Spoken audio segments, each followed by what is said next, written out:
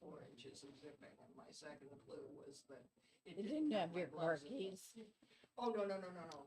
The first time I stole I Sue learned that the Almay's hard way. coat, I learned not to leave my keys in the pocket because, Oh, that's the big mistake, yeah. Yeah. I learned that a few times. Me too. well, when we were You learn talking from your about it mistakes. out in the hall, that Rick Ladd, as part, Hope Damon was saying that as part of his orientation, Rick Ladd told them never, ever, ever to leave their car keys in their coats. Okay, it being 10 o'clock, I'd like to open the Legislative Performance Audit and Oversight Committee meeting. And the first item on the agenda is the acceptance of the minutes of November 7th. So moved. We have a motion by Representative Weber and a second by Senator Lang. All in favor? Aye. Any abstentions? What, yeah. 3 abstentions. They weren't there. The second item is the status of ongoing audits. I'll invite the audit staff forward and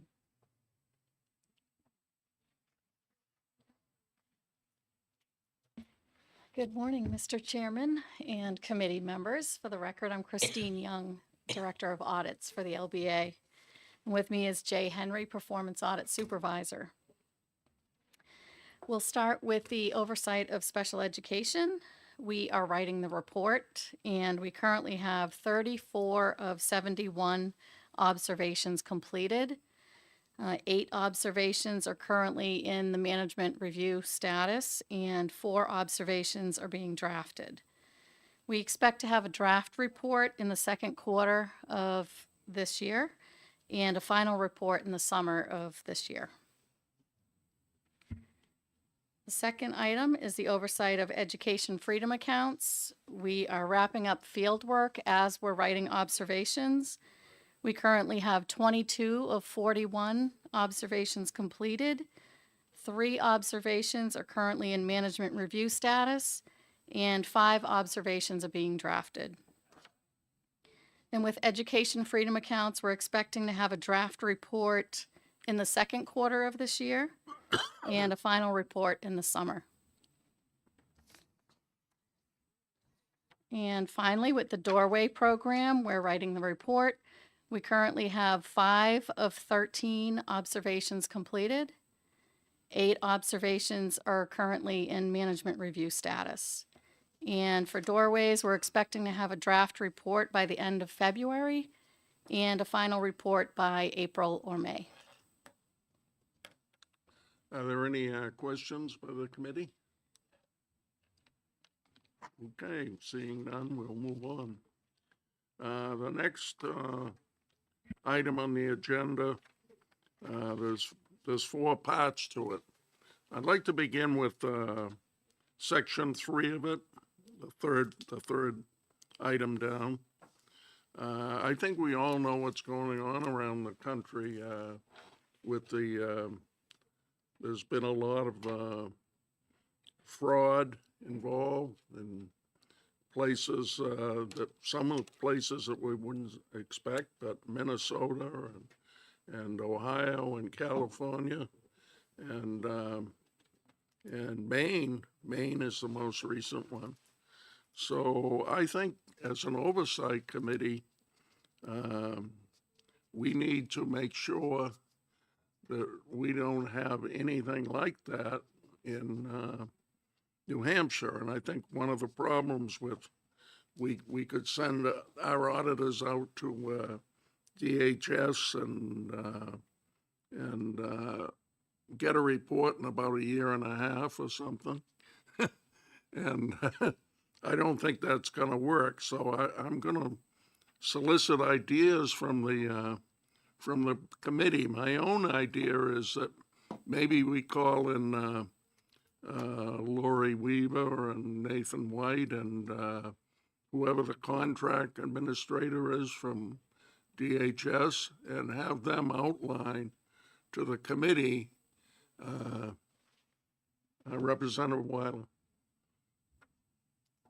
So we're looking at a bill now before our committee about SNAP, and I see down there, I think it's 75,000 recipients, 45,000 households, which gives me the impression that there's a lot of singles getting SNAP, and I don't know how often they're making them certify that they qualify, whether they, and I don't think the work requirement is being pushed hard enough if we've got that many likely single receivers. So I'm wondering if we can urge HHS to do more on check in on people on SNAP to see if they are fulfilling the work requirement, or it seems to me they're not. And there's been so many waivers on it that the people don't bother to go and even try to work or even try to do something for 20 hours. Thank you.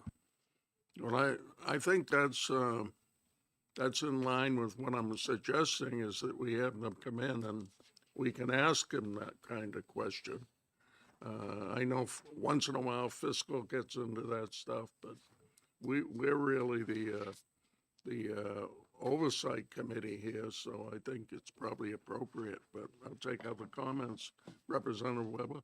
Thank you so much. I think one of the things that distinguishes us from all other states, of course, is the presence of the Executive Council. And they do actually review every single contract. And I know that all of the counselors take that responsibility very, very seriously. And thank God they're doing it, because it would drive me wild. But so I think that we are, first of all, less at risk than other places. I will say that when we did the follow-ups to the audits that hadn't been followed up on, I thought it was very useful to have people come in and just have a conversation about where we were and what was going on. The other thing I will say about SNAP and all of these other programs is we do have a robust joint Health and Human Services Oversight Committee, which is made up of senators and representatives. And so we hear regularly from the department on reports on all the different programs. So I think I'm not objecting to looking more carefully. I'm just saying that we have currently layers of oversight that may or may not be in place in other places. The other thing that I think of as both our vulnerability and our superpower is the fact that because we have so little staff, representatives particularly have to do all their own legwork and review, and most, if not all of us, take that also very seriously. So we've got a lot more eyes on everything than a lot of places have. Having been in discussions with representatives and senators for other states where it is their staff who actually do a great deal of the groundwork and have the knowledge. If I have knowledge of anything, it's because either I knew about it or I knew which other representative to ask about it. So I think the idea of having DHHS come in and explain how those programs work might be very illuminating to members on the committee. Right, and I agree with you about our executive council. They're wonderful, but they're looking at the contract language, and what happened in Minnesota was an independent journalist went out, visited daycare centers, and found there were no kids in them. So we don't want to be embarrassed by, I don't think that's going on here, but I hope it isn't going on in New Hampshire, but we don't want to be embarrassed by that. So Senator Rosenwald. Thank you. We also have in the Department of Justice a Medicaid fraud unit, and it might be worth it to have them come in and talk to us about some of the cases. I mean, they've put people in prison, I think, providers.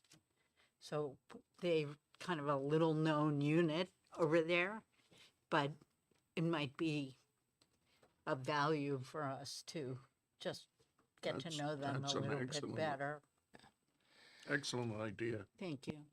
And just one final note that Senator Rosenwald reminded me of with her comment is, of course, Representative McDonald, who chairs House Health and Human Services and Elderly Affairs, was himself an investigator in the department, not in the Department of Justice. He was an investigator in the Department of Health and Human Services and might also be a source of some significantly helpful information about how things worked, because that was his job for a couple of decades.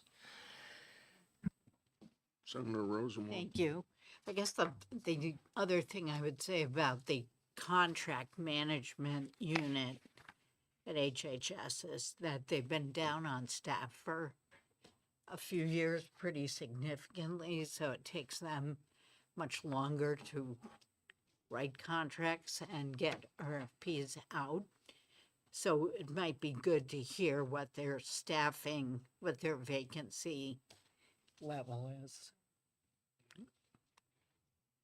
Anybody else? Well, those are ideas to move forward with. We'll take them up toward the end of the meeting. Meantime, we'll go forward with the agenda. I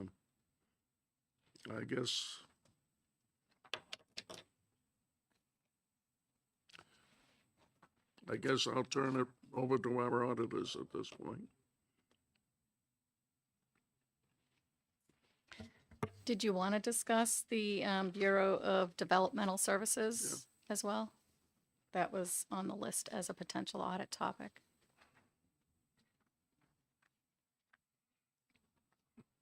Okay. I'm sorry, I misread that. Yeah, okay. What do the members of the committee think about that as a audit topic? The Bureau of Elderly and Adult Services. I'm trying to remember if that was as a result of, was that put on the list because of a constituent complaint or a representative? I think there was Complaint. litigation. Well, my recollection is that the Bureau of Elderly and Adult Services, that one was suspended because of litigation. Yeah. But I wasn't remembering the origin of this one, so if anybody remembers and could refresh my mind, I'd be very grateful. But I have no objection to it if we know that there's an issue there.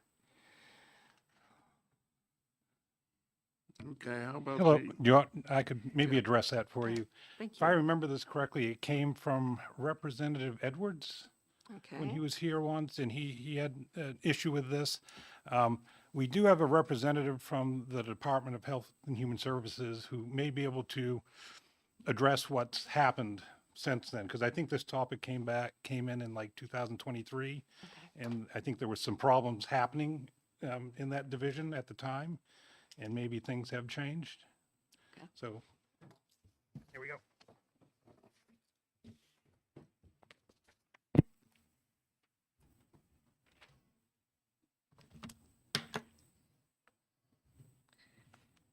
All right.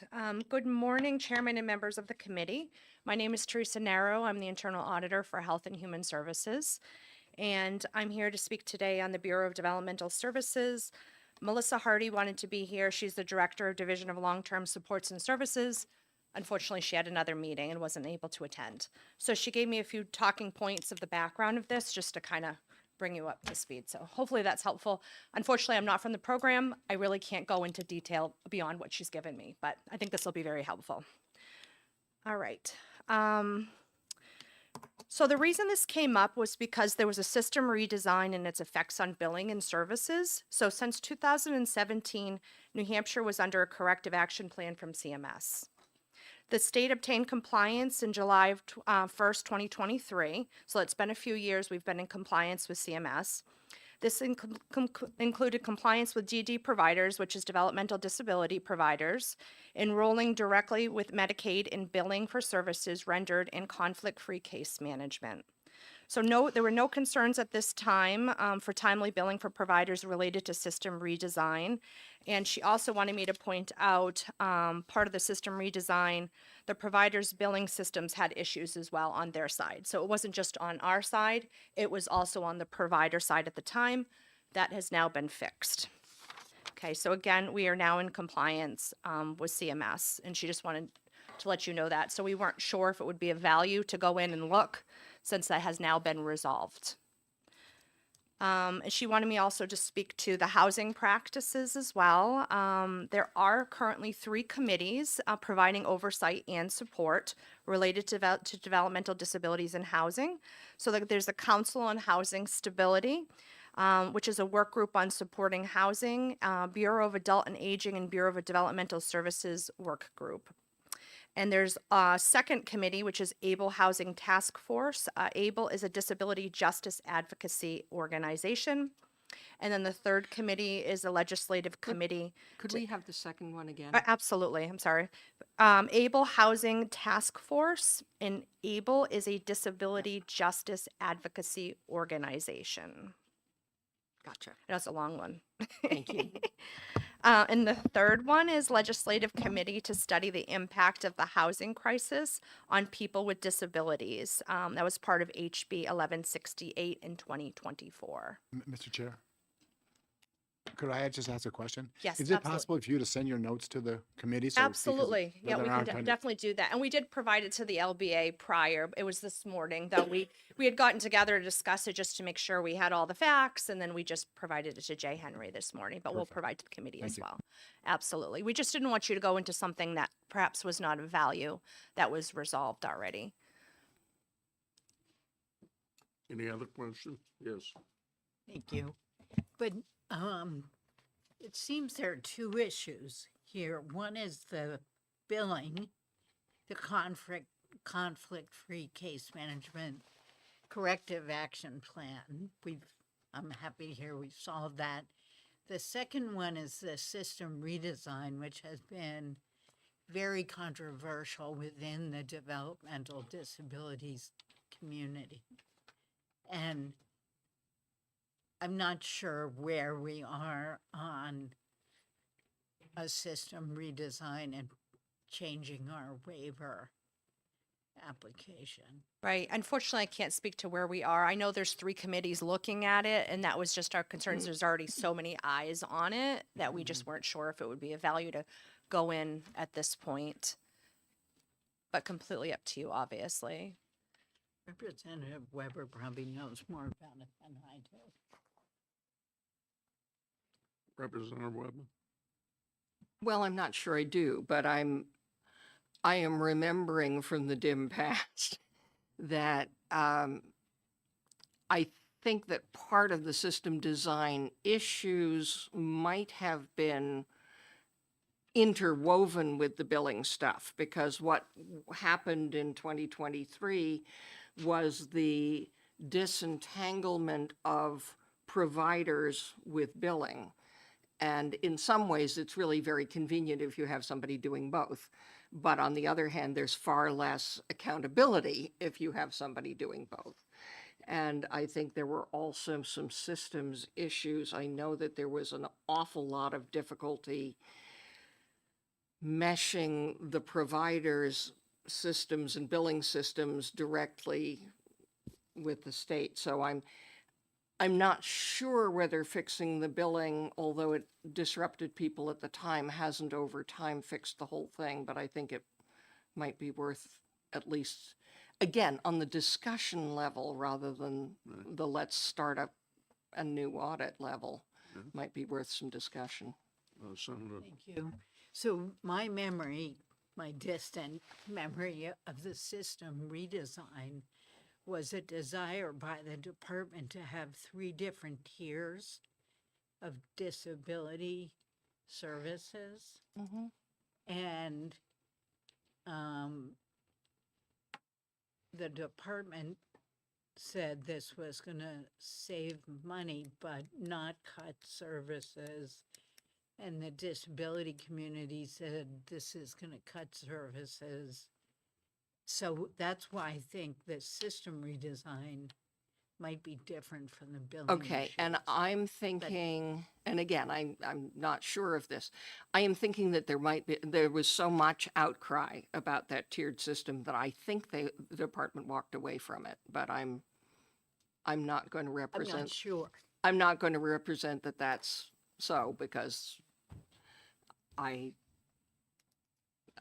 suddenly I stopped hearing about it, let's put it that way. But I think that the community made that concern very, very clear in a number of meetings and in a number of forums. So again, it's something we might want to update, but Thank you. Anyone else have comments on this? Thank you for your Thank you. testimony. Thank you. Mr. Chair, can we ask LBA to come back up? Hmm? Can we ask LBA to come back up? Yes. Yes.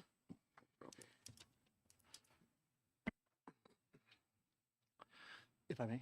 You had a question? So, well, a couple things. Number one, capacity you have for doing audits. At this point, where are we at? Do you guys have space for more audits and staff if we were to throw some at you?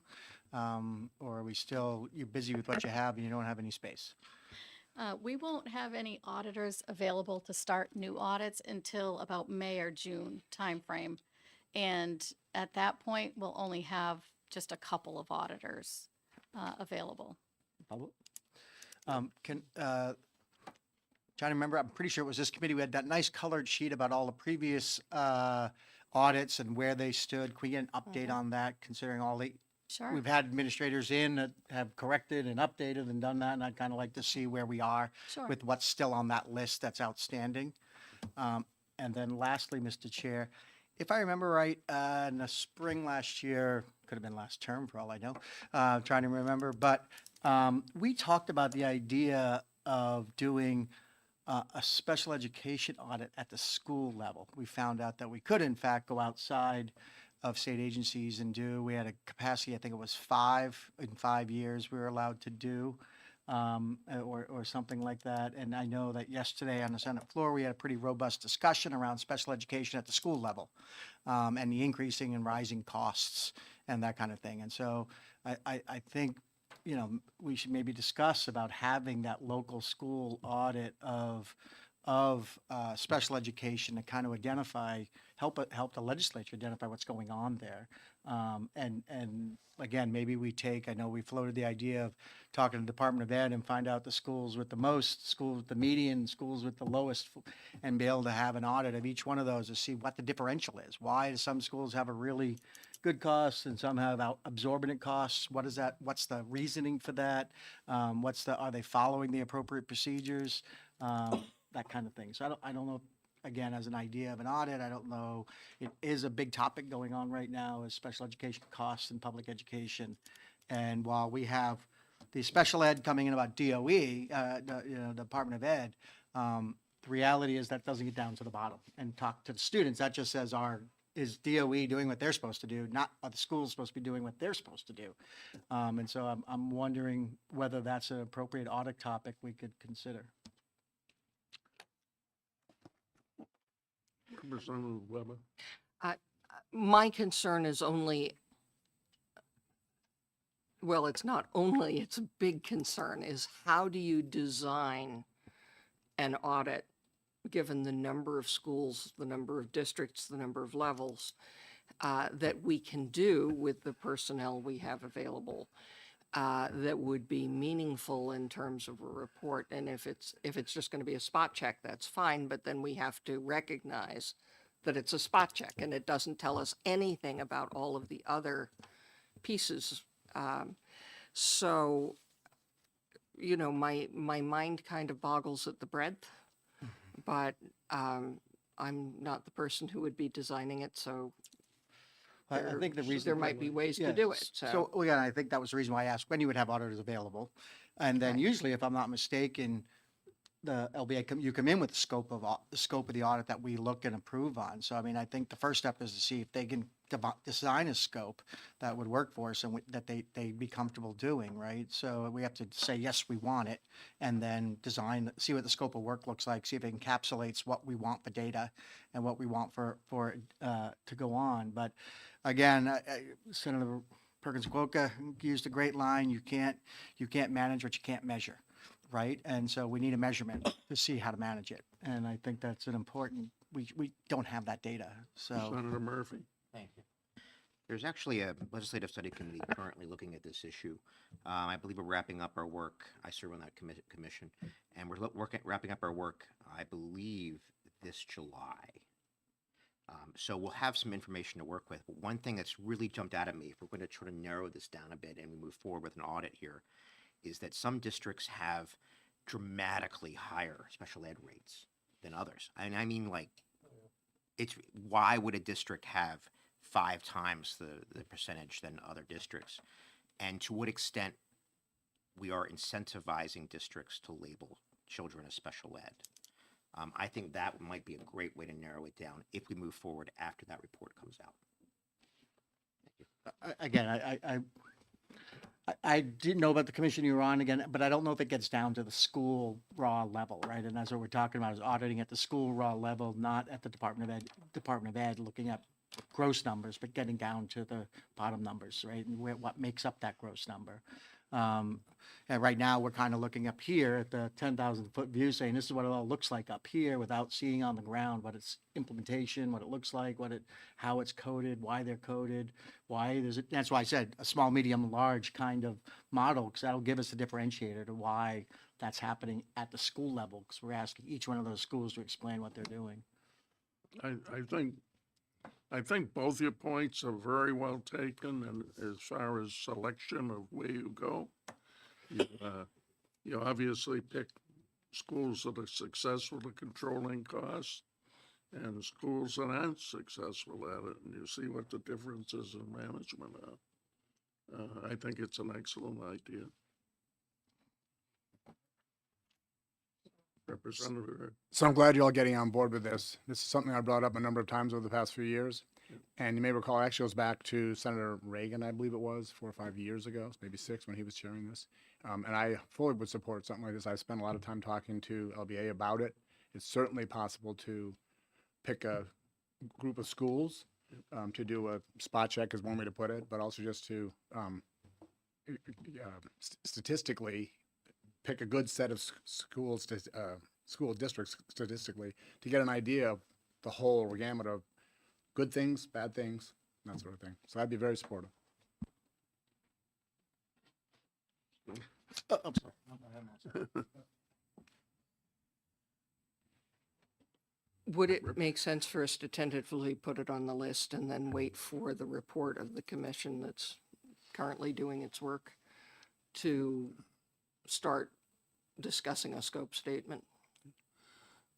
Well, from what we heard earlier, we have time. We don't have to make the decision today. We do have time. But it definitely is a potential item that should stay on the list of potential items. Yeah, I'd just like to add that you may want to wait until the special ed audit is released. If you remember, we're talking about 71 observations, findings of special ed just at the department level. And we can't get into what we're finding just because we haven't finished up our work there. But if the state has that many issues, of course, the locals, it's going to go down to the locals. I think after the report comes out, if it all stays the same, you'll get a better understanding of, maybe why the locals are like what's happening at the local level. I mean, if it's not being overseen well, there's problems. So the report that's coming out may be up to like 800 pages. It will be a big report. Moby Dick. Yeah, anyway, so I just say you probably want to see that along with what the committee has found, and then think about what to do. 300-page ones. Representative Earl? A couple things. I'm wondering if it'd be possible that your commission might be able to come up with a draft report in like the May timeframe. So we get a little ahead of the game. Putting this off, I think, is a mistake. We've been putting it off for a long time. And I understand what you're saying about the state level, but there really are two different issues. And working as I do with a lot of special education costs, we really need to get to look at the local level as well. So I don't think we want to put it off until you all are done with the original SPED one. In fact, I would hope you'd have something out earlier, draft form, earlier than July. So we could start look, as you said, in May, you're still only going to free up a few people, but by the summer you may free up more. And I think we should get onto it as soon as we can. Senator Murphy? Thank you. The chairman of that commission is Representative Ladd. So I can reach out to him, or you may see him more often than I do. Representative Weber? I was just going to say that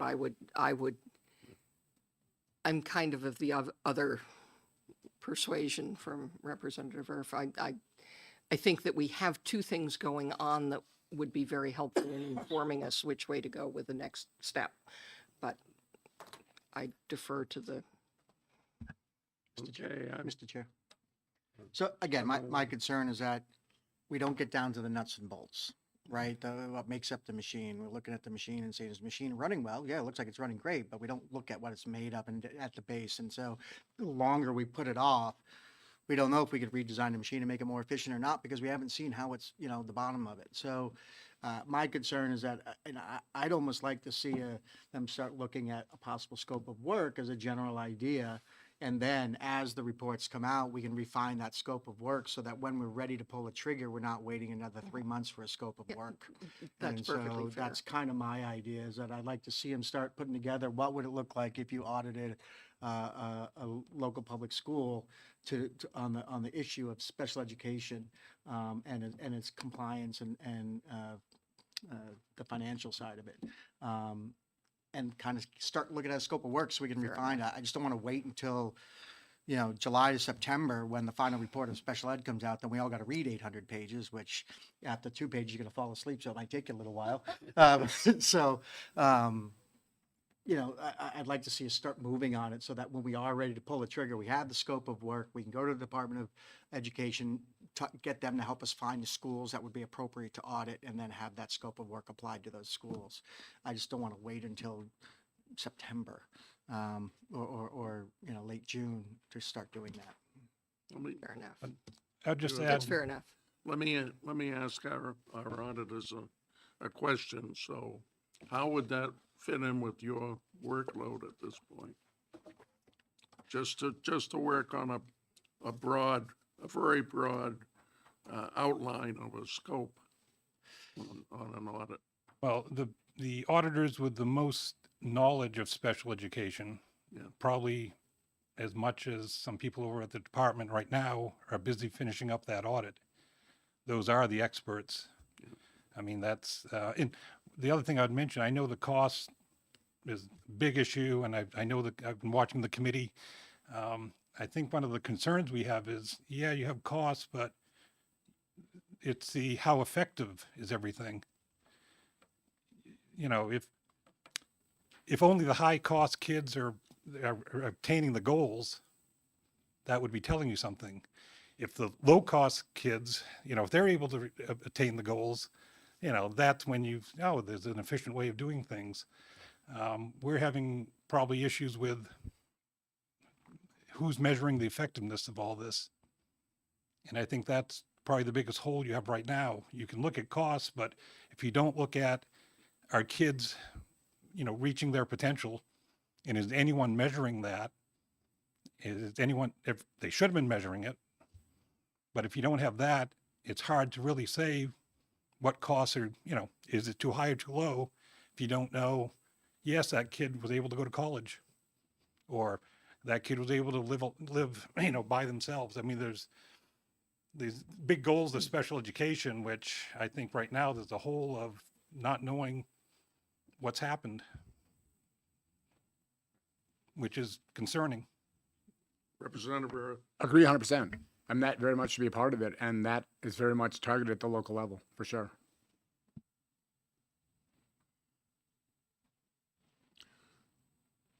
Representative Weiler? One of the things we don't know, we seem to have a lot of problem with kids learning to read. Do we know if the statewide is all the same curriculum, or if there was, if we look at it, one school district has more success than another, and maybe they're using a different method? Do we know, did we ever get into that level when we're looking at these things? I know the audit's not looking at that. I know my wife works in a school, and I know right now they're looking at a reading curriculum, like bringing in a new one. So I think you have the, I don't know if it's Common Core, or you have the standards by the state that you must follow, but I think each SAU and district can decide, how to, what program to use. And I wonder if one district finds out that 5 districts away is having a great program and it's working much better, how would they get that information? I'm not so sure that they share these things amongst themselves. Yeah, Anyway, that I'm not sure. thank you. So, Mr. Chair, so I guess my question is, would we need a motion? What I'd like to see is start to see a draft by May at the latest of what a scope of work might look like, so that in June, if we meet, we can pull the trigger, because by then, the draft should be out by then of the special ed, and the final is due within a couple months of that, but we'll have a draft that we can take a peek at, and we can start tweaking that the scope of work. So I'm just not sure what the process is to have them use the next few months to start outlining a scope of work for us to review, a draft version of that. So you want to make that motion? I will make that motion that we ask LBA to start the process of drafting a scope of work to look at local school districts' performance on special education. Is there a second? I'll second that, but Seconded by I'd like to ask. a Brenda question. Rosemont. Yes. Thank go ahead. you. So we're expecting the 2 education audits to be released by the summer. When does the LBA's part kind of wrap up? I mean, at what point is it just the department responding? And so there will be the LBA experts on education available to draft a draft scope. To answer your question, the auditors that are working on the special ed audit are not going to be available to do other work until the summertime. So the people that know the most about the program would not be available to start to draft a scope on another audit until the summertime. As I said before, we have 2 auditors that are becoming available sometime in May or June that would be available to start working on something else, but they're not the auditors that have the expertise about the special education program. So I think you may want to keep that in mind. In addition, we'll have a draft report by, what do you say, the summer, or for like special ed? For special ed, we said, let's see, draft report in the 2nd quarter of this year. That's when we send it to the department. So it will be the first time that they see the whole report. They then have to respond to the report. That's going to take them, whatever, 6 weeks, 8 weeks, something like that. Then we get together and we discuss it, and then we present it to fiscal. That's when it becomes a public document. So we can't give this committee our draft report because it hadn't gone through the process, and we haven't allowed the department to fully read it and discuss it with us, and tell us where we may be incorrect or give us more information. That's what we do with all the auditees. Mr. Chair. Good follow-up. Thank you. So what are those 2 auditors doing during the 6 or 8 weeks when the department is reviewing the draft audit and preparing their responses to the observations? What are those 2 auditors doing? Those two four auditors for the special education team, is that what you're referring to? They may be working on appendices to the report because we would likely get a draft report to the Department of Education that would include all the observations, table of contents, the whole front part of the report, but then we may have appendices in the back. I believe we do have several appendices planned. So they would be working on that type of stuff, and doing final wrap-up of work papers.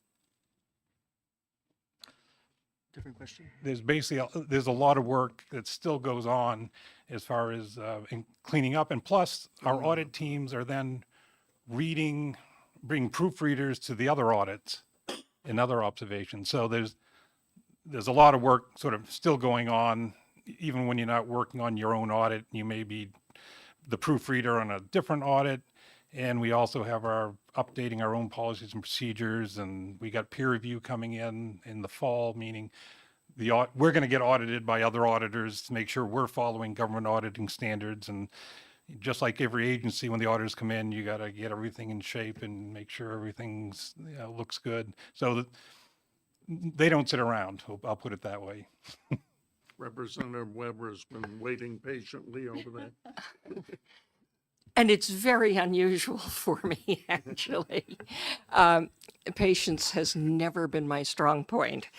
Thank you. And I guess my concern is that I am all for getting started, because I get it that if we don't start at all until July or August, then you got 3 months for a scope statement, and you're way beyond where I know you guys would like to be, because anybody who's involved in the next budget cycle probably wants all of this information already. But on the other hand, I don't want to jam you folks up. And I also, if I'd like the work to be done by the people who have the most expertise in this area, which is complicated and dense. So I would be glad to vote for starting the process, but I really want it understood that, we understand that there are limitations to how many people the LBA has, and that they, like all the rest of us, are having difficulty being in two places at once. So I just want to recognize that. Senator Lang.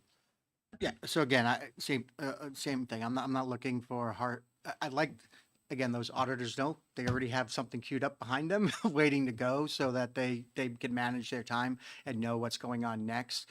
And so again, I'm going to hold to my motion, but just let the scope of work could be designed based on when the availability of the staff is there to make the scope. I don't want to put a hard deadline on it.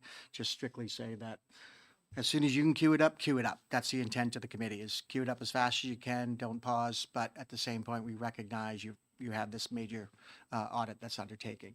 My other question was, and that's my statement, my other question was, Interrupt you for a minute. Senator Rosenwald, will you second the amended motion? Yes. my second question, you just said you had two auditors freeing up. What is their area of expertise? So maybe that will answer where we want to do our next audit, if they don't have one queued up already. They are both working on the doorway program audit. So Department of Health and Human Services. And one is Okay, one is a fairly new auditor, and the other one is a senior audit manager. And as far as, I mean, he's been here working over 30 years, so he knows a lot about state government, but he's also an IT auditor. So he has that, if there's an expertise, he has some of that. Okay. It's just we a have people motion on the floor, amended motion on the floor. All in favor? Aye. Unanimous. Okay, we're ready to go on to the next item, I guess. Chair, could I just make Yep. one comment? I think it would be useful as they're going through the audit, the special ed folks, to tell them that this is something that the committee is looking for. So eventually, if they're going to be developing a scope, they might be thinking as they're studying things, how that might evolve if you tell them that we're interested in it.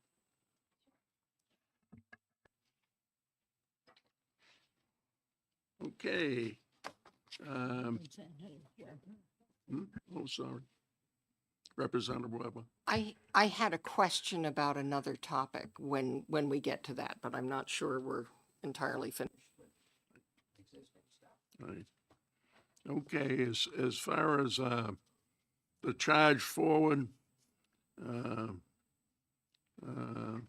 well, let's hear from Representative Weber, and then I'll talk about the charge forward. Well, I had a representative come to me with something about, gee, I want to see if the statute's being followed. And I said, that sounds like a performance audit. But now that I have gotten a little more information from them, I'm not sure. But what was suggested to me by Representative Tellez, who sits with me on the Health and Human Services board, is that one of the things that is of particular concern to professionals in the healthcare field is the whole swamp that is prior authorization.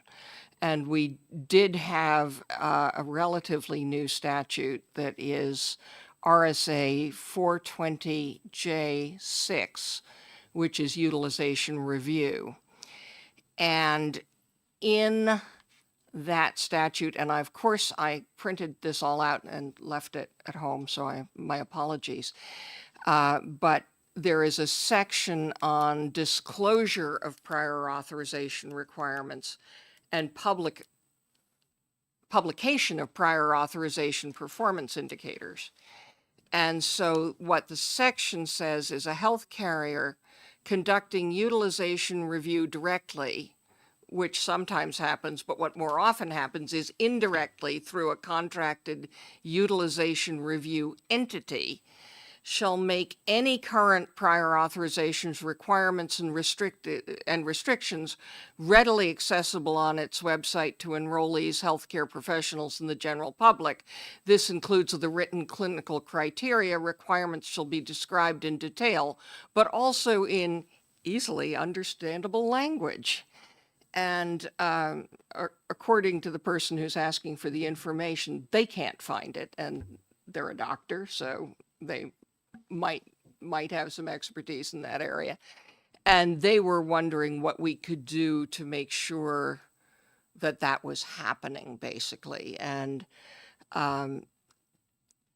mindful of the fact that we can do outside audits occasionally, that sounded like it might be actually quite narrow, but I'm not sure that an audit is what's needed either. So I wanted to throw it out to the group for their collective expertise. And just to say, I've also suggested that the representative have a discussion with the commissioner of the Department of Insurance and work through that way as well, because they're supposed to be overseeing that. So once again, we have a question of, is the oversight in the department effective? And there may be questions of developing rules implementing the whole thing. So it's very half-baked. In fact, I'm not sure it's even a quarter baked yet, but it's something I wanted to throw out there as an issue, because I know it is a huge issue for many, many, many of our constituents. And I will just say that I had a thing once where I was on the state health plan, had an authorized PCP who happened to be in Vermont, and I was being referred to an authorized specialist in New Hampshire, and I had to go around through Vermont Blue Cross Blue Shield for the authorization to have my authorized provider authorize my authorized specialist. And Vermont kicked me off of their policy years ago because they said I didn't have enough contact with Vermont to be on it. So, it was one of those circular things, and it would be helpful if we could actually have a nice, clear, forward-facing set of Senator Lang has criteria. No, well, originally I was gonna say, I think it is DOI, it's Department of Insurance, probably not DHHS, were the two auditors that are available, and probably. There's that. Yeah, probably a conversation with the commissioner would quickly settle this issue, as to whether insurance companies are doing what's required by that insurance regulation, so. But Senator Rosenwald and I were just talking about, where in DHHS, where we possibly have an audit. We had two different recommendations, or two different ideas, I should say, both of which I'm okay with, and we can pick one, pick one. One of them was, as you know, we're having discussions with Department of Health and Human Services right now on a pending bill around the Child Care Scholarship Program and TANF funds and what they're doing with that and how it's being managed. So that was one of them. One of the suggestions, like, I don't know when the last time that program was audited, to see how they're utilizing, what rules they're following, and that. And then Senator Roosevelt had another one, which I also agree with, but I'll let her speak to it. And that was, we have not yet audited the mobile crisis intervention program, which has been operative for 3 or 4 or 5 years. And I think has expanded to all the counties now. But the TANF one could be particularly interesting because we have gotten very shifting responses from the department on what the funds can be used for, how much of them can be used for childcare, and in particular, when you use the TANF surplus, which has been, as Representative Weiler and Irv know, big, very big, was like 70 million last spring. Now the department's saying at the end of next fiscal year, it'll probably only be 20 million, and that's really low. When you use that surplus, does that add to the 30% that you could use on childcare or not? So it involves a lot of federal regulation, and there have been changing federal regulations on the scholarship program. So I don't know to what extent the state auditors could reasonably look at that. But, I mean, it's a lot of money and it's a lot of need. So, Mr. Chair, again, in face of the fact the two auditors that are freeing up are DHHS, basically auditors that know that area and have the expertise the most. I'd consider either one of these two programs, and we can talk about as a committee what we want to do, but I'd like to see, again, queuing up so that they're ready and they know what's coming up next, which audit we might consider. I again lean to the child care scholarship because it's only a huge amount of money.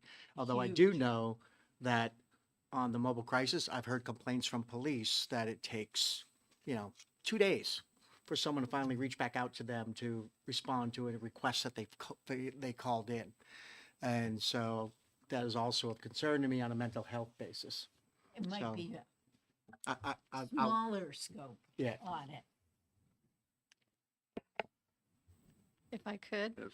a smaller scope audit is like music to my ears. So that's absolutely what we're looking for.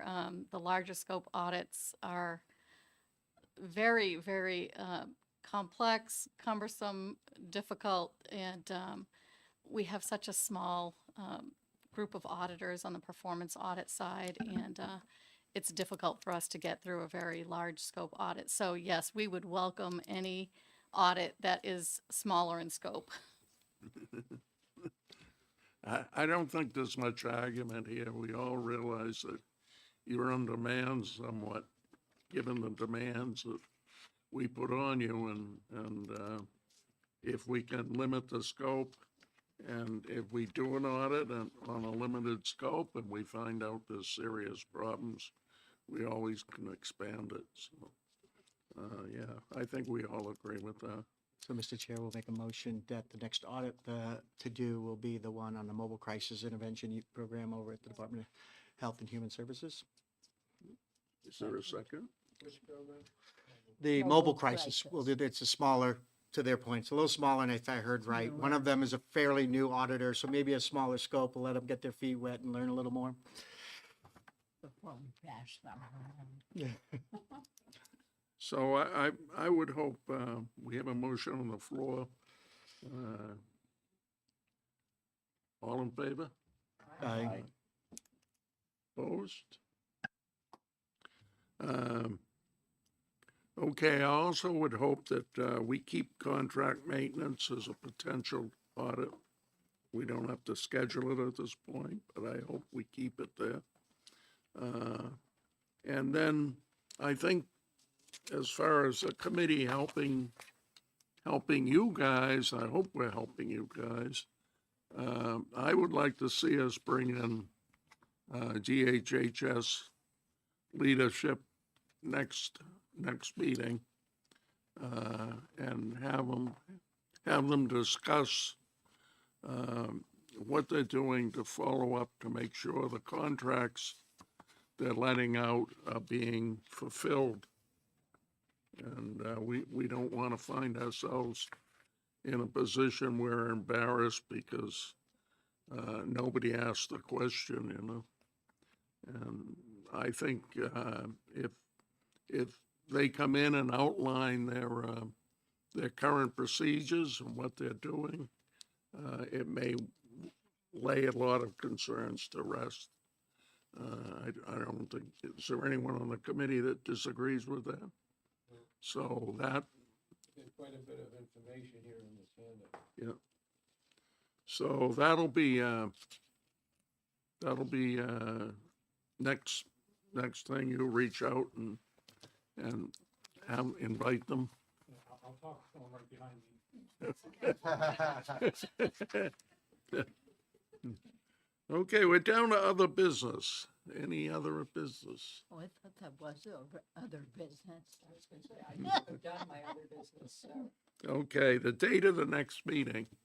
How's this, the Fridays working pretty good? 10 a.m. working okay?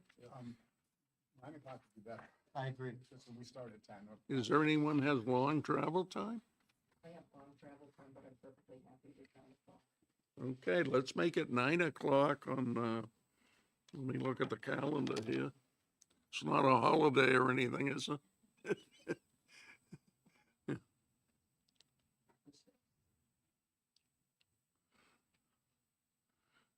It'll be March 6th, 9 a.m. Hopefully we can get this room again. Okay, thank you all. Make a motion to adjourn. So moved. All in favor? Aye. Now that we're closed, I have a question for the senators. We had a tour of the Philbrook building. I wonder, who put it in the budget that we were gonna sell it? You guys did. Division's with our division. Oh, your division? No, I'm two. I'm not taking the heat. That was the house. No. But I actually was on the one. House Division 3. There's I don't no think we should place. sell it.